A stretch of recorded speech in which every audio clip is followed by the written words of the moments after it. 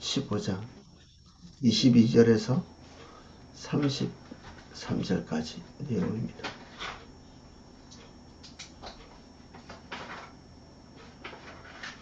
내용이 좀 긴 관계로 읽으면서 내용을 살펴보겠습니다.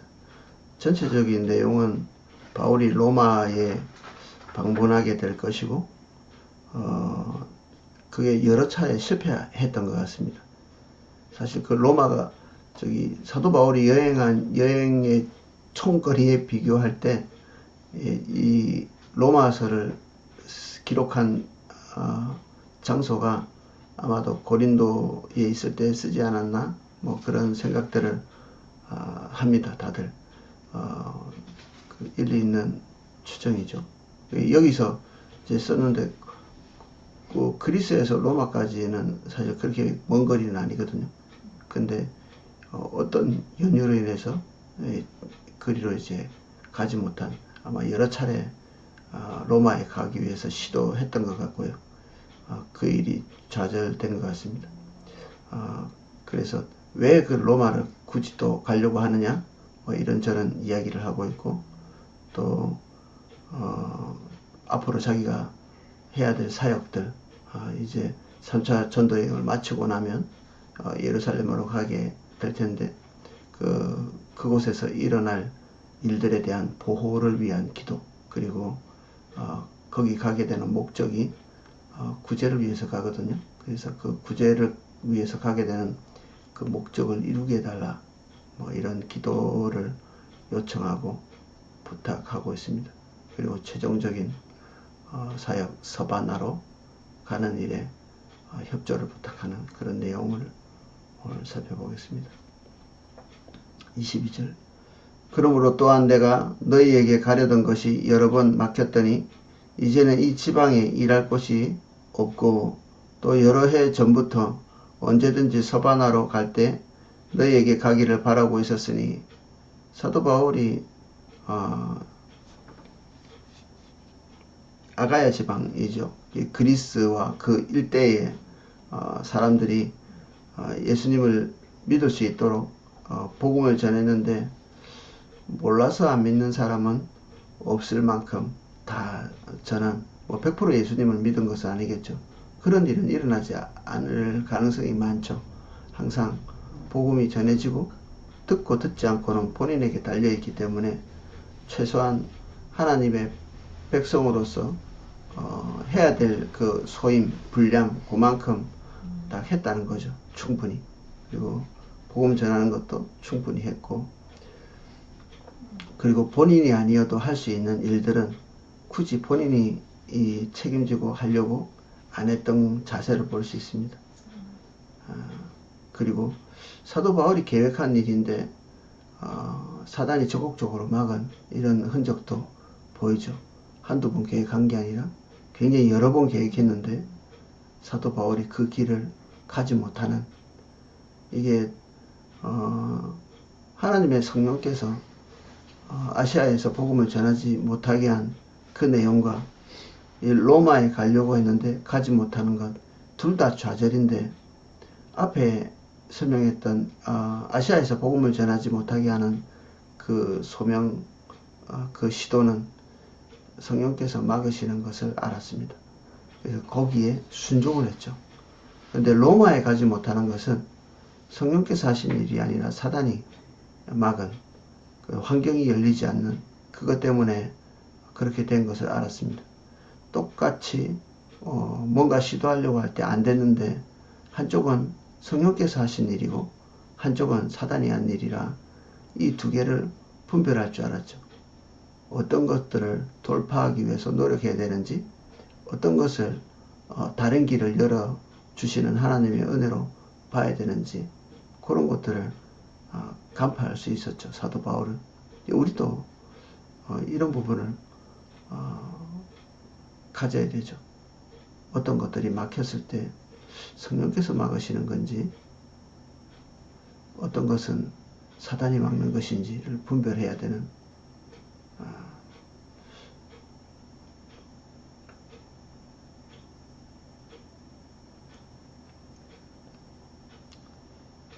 이는 지나는 길에 너희를 보고 먼저 너희와 사귐으로 얼마간 기쁨을 가진 후에 너희가 그리로 보내주기를 바람이라.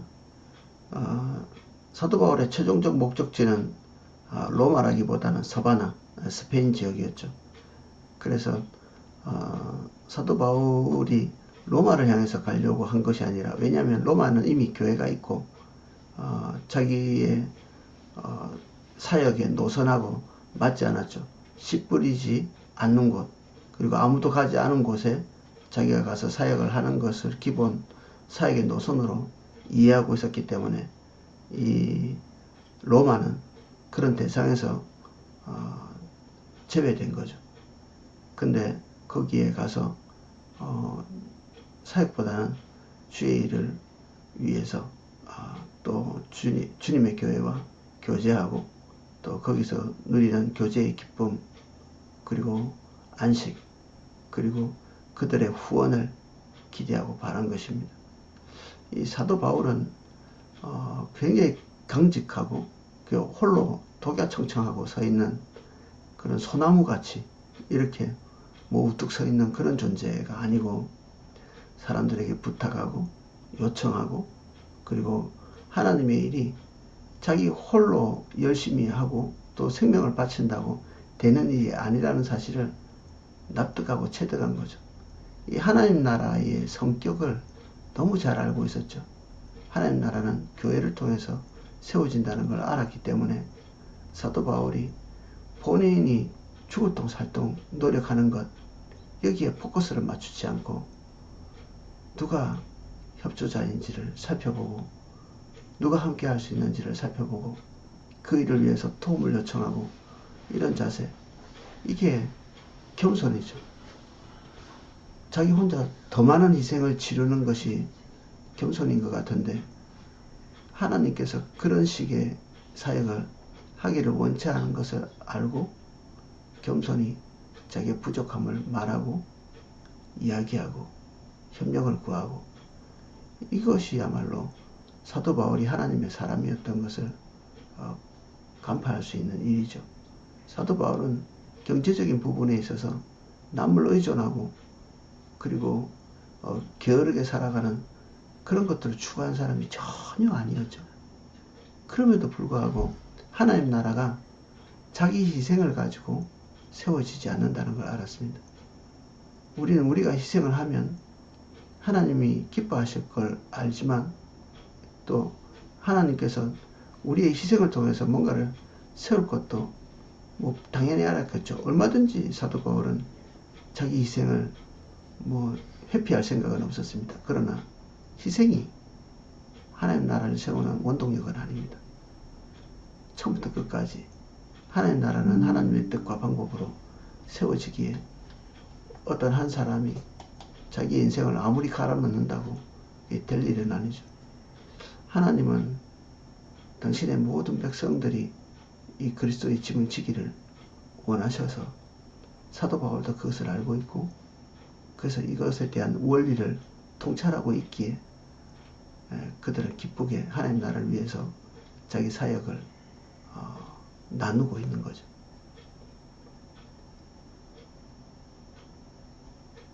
그러나 이제는 내가 성도를 섬기는 일로 예루살렘에 가노니, 그러나 여기서 말했던 서바나로 가는 일은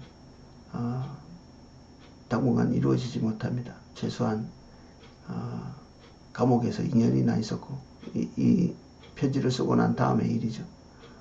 그리고 그 중간에 오다가 난파됐고 이런 여러 가지 일 때문에 여기에서 기대하고 바라는 일들이 상당 기간 동안 이루어지지 않습니다.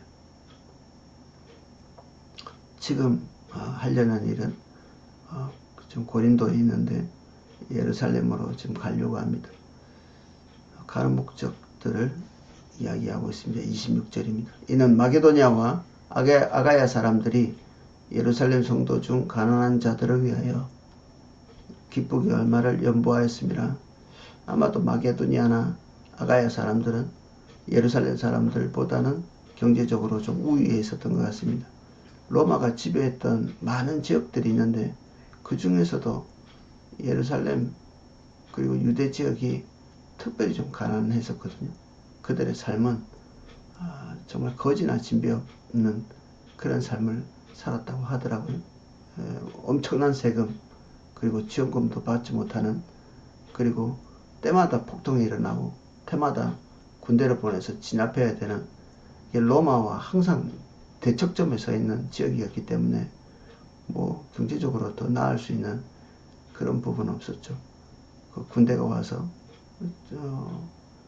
진압작전을 하고, 그리고 세금을 많이 포탈해 나가고, 뭐 이런 일들이 있으니까 뭐 경제적으로 올바를 리가 없고, 또 이 시기쯤에 이 로마 지역 전체에 가뭄도 들고, 그 가뭄이 유대나 예루살렘은 더 극심하게 들었던 것 같습니다. 그래서 이 지역의 사람들의 절박한 필요가 또 보였겠죠. 근데 그 절박한 필요를 채우기 위해서 이미 사도 바울이 복음을 전한 그 교회들의 요청을 좀 한 것 같습니다. 그래서 거액의 연봉, 이게 뭐 거액이라고 표현은 되어 있는데 얼마인지는 잘 모릅니다. 근데 이 거액의 연봉을 가지고 교회 대표들과 예루살렘을 방문합니다. 27절, 저희가 거기서 하였거니 기뻐서 하였거니와 또한 저희는 그들에게 빚진 자니 만일 이방인들이 그들의 영적인 것을 나눠 가졌으면 육적인 것으로 그들을 섬기는 것이 마땅하니라. 영적인 것을 나눠 가졌다. 이 예루살렘 교회가 영적인 것을 나눠줬다 이렇게 돼 있는데, 사실 생각해 보면 사도 바울만 결정적인 역할을 했지 예루살렘 교회가 그랬을까?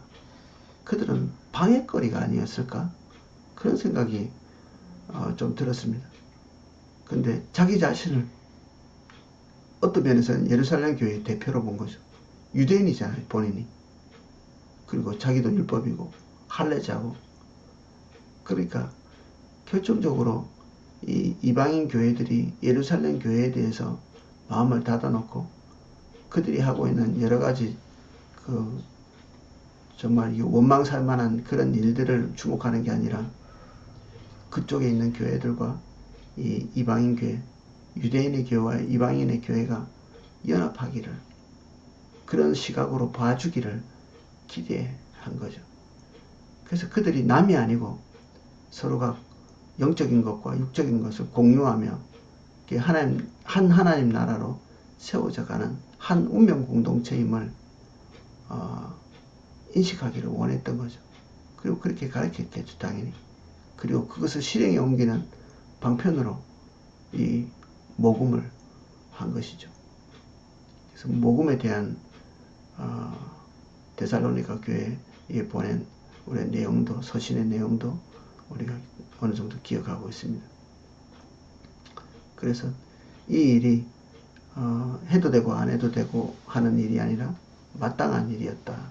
그리고 영적인 것을 나눠 가졌다고 이렇게 얘기를 하고 있으면서 한면에서는 은근히 로마 사람들도 하나님의 사역에 같이 협조해야 되는 그런 부분도 이제 뉘앙스를 띄우는 거죠. 그러므로 내가 이 일을 마치고 이 열매를 그들에게 확증한 후에 너에게 들렀다가 서바나로 가리라. 이 모든 것들을 마치고 난 다음에 본인의 최종적인 마지막 목표인 스페인 서바나로 갈 계획을 얘기합니다. 하나님 앞에서 자기가 받은 비전, 큰 그림 청사진을 누군가와 나눌 수 있는 게 축복이죠. 그리고 그 일에 동참할 로마 교회에 대한 생각도 사도 바울 머릿속에는 있습니다. 하나님께서 뭔가를 말씀하실 때 그것은 나의 비전이기도 하지만 교회의 비전이기도 하죠. 그래서 공유하고, 또 우리는 어떤 분에게 하나님의 귀한 일이 일어날 때 우리는 그것을 또 주목해 볼 필요가 있습니다. 그게 과연 그의 일일까? 그의 사역이 있기만 할까?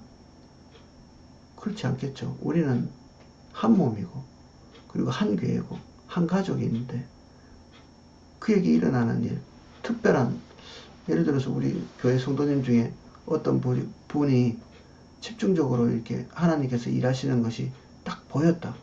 그러면 우리도 그걸 자세히 봐야 됩니다. 이 일이 왜 일어나고 있지?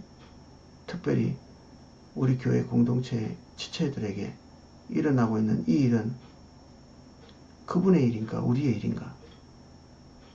거의 우리의 일일 가능성이 많죠. 주목해서 보고 뭔가 부족한 것이 없는지를 살펴보고, 그런 일이 일어나고 있는 분은 기도와 도움을 요청하고, 이게 올바른 것입니다. 내일은 내가 처리한다. 그 동양 사람들이나 미덕으로 여기는 거지 하나님께서 전혀 우리에게 말씀하시는 것은 아닙니다.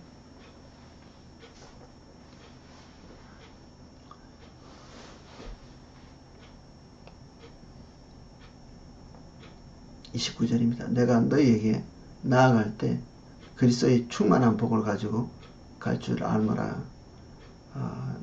하나님의 뒷받침을 기대하고 가는 것이고, 그리고 자기 마음대로 움직이고 있는 것이 아니고 이것도 하나님의 인도를 따라서 간다는 확신이 있었기에 그동안 1차, 2차, 3차 전도여행 때 일어났던 모든 하나님의 축복들, 은혜들이 당연히 로마에 갈 때도 뒷받침될 거라는 것을 이거는 믿음에 의해서 안다 이렇게 볼 수도 있지만, 한면에서는 그동안 쭉 사도 바울의 인생을 뒷받침해온 하나님의 신실하심을 기대하고 이 말을 하고 있는 거죠. 내가 가니까 뭐 도와주셔야 되지 않겠어, 뭐 이런 뭐 확고한 어떤 착각이죠. 본인이 주도권자가 아닌데 그럴 리가 있겠습니까? 근데 이거는 그런 관점에서 얘기하는 것이 아니라 하나님께서 그동안 해오신 방향성, 그리고 오늘 결정한 이 로마 방문도, 그리고 서바나의 선교도 다 하나님의 랜드마크에 의해서 결정되어지고 그리고 파악되어진 부분이기 때문에 하나님께서 뒷받침하실 것을 신뢰하고 있는 거죠.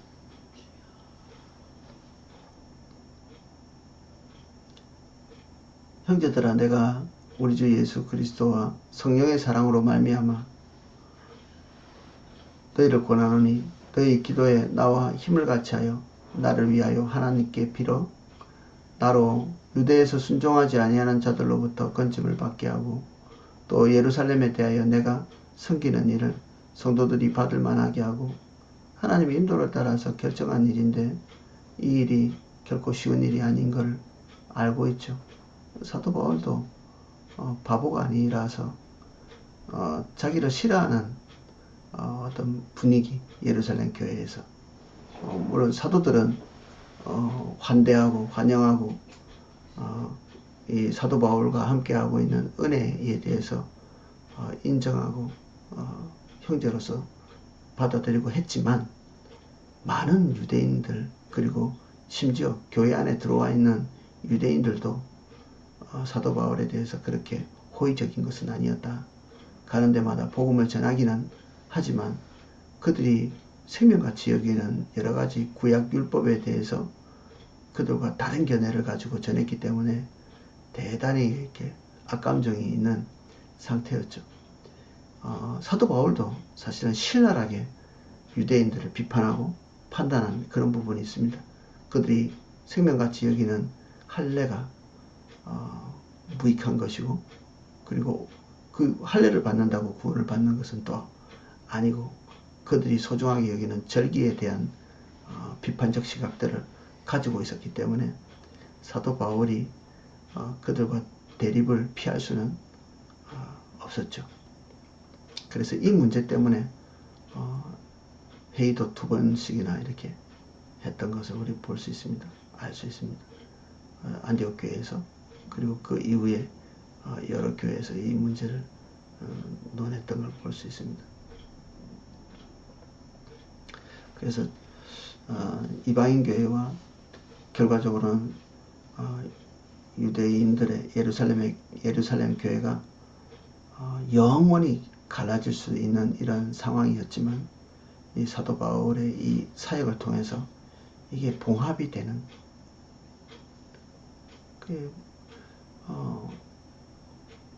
그들이 그동안 했던 일들이 그렇게 우호적인 일이 아니었기 때문에 그들이 궁지에 몰렸을 때 자칫하면 인간적인 마음에 자업자득이다 뭐 이렇게 생각하고 담을 쌓을 수도 있었는데 그렇게 하지 않았죠. 이 결정적인 도움이 필요한 시기에 그들은 한 몸인 것에 대한 이해를 하고 그에게 연보를 거두어서 예루살렘에 보냅니다. 결정적인 순간에 함께하지 않으면 하나님이 주신 연합의 기회는 다 흘러가 버리죠. 이렇게 결정적인 시기에 서로 돕지 않았기 때문에 그리고 침묵했기 때문에 갈등이 영원히 봉합되지 않은 그런 경우도 있습니다. 갈등이 영원히 봉합되지 않는.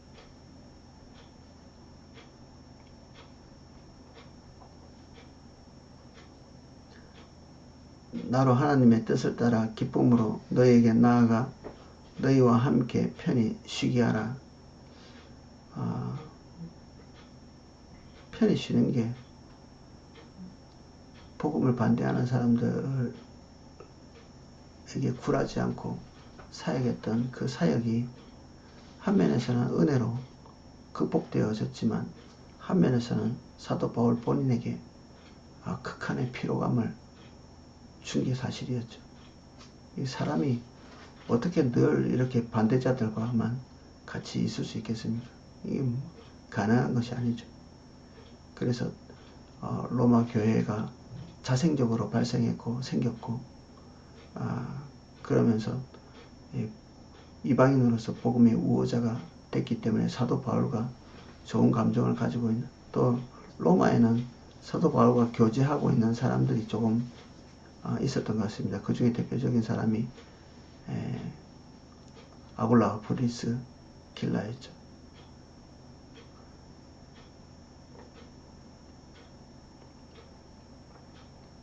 평강의 하나님이 너희 모든 사람과 함께 계실지어다. 아멘. 온 마음을 다해서 그들 향해 축복하고 있습니다. 사실 로마서는 여기까지가 끝입니다. 요게 마지막 편지에 마무리를 짓고 있죠. 여기 33절에 나오는 이 축복의 인사가 모든 서신서의 마지막에 기록하고 있는 습관성 이제 작별 인사죠. 16장 한 장 더 있는데 이거는 추신 같은 겁니다. 추신. 뭐 할 말 다 해놓고 끝에 뭐 추가할 내용이 있을 때 뭐 한마디 적는 거죠. 그러나 16장도 뭐 너무 귀한 내용이기는 합니다. 오늘은 여기까지 살펴보겠습니다.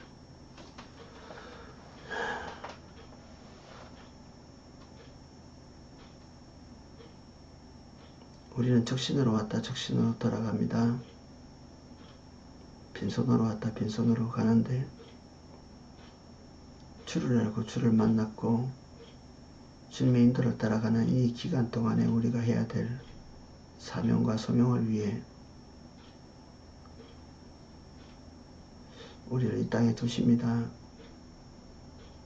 마음과 생각이 주님의 뜻에 고정될 수 있도록 도와주셔서 우리의 판단과 생각, 우리의 경향성이 육신의 삶을 살아가는 저들과 같지 않고 사도 바울같이 되게 해주십시오. 모든 것이 하나님의 소명과 맥을 같이 하고 있기에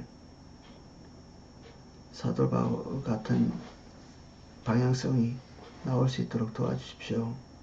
연합하고 겸손히 협력을 구하며 앞으로 있어야 될 일을 위해서 하는 중보를 부탁하는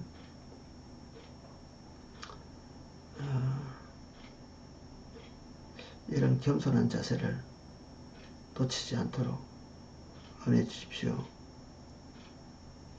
헌신은 하되 독선적인 사람이 되지 않게 하시고 부드러운 성정 주십시오.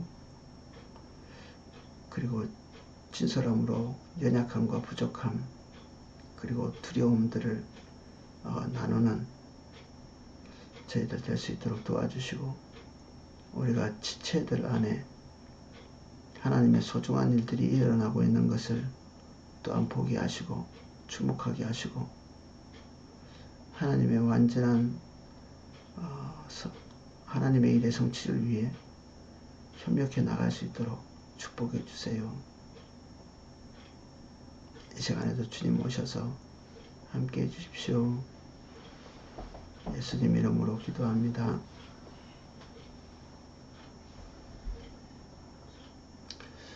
컨퍼런스가 마쳤습니다. 컨퍼런스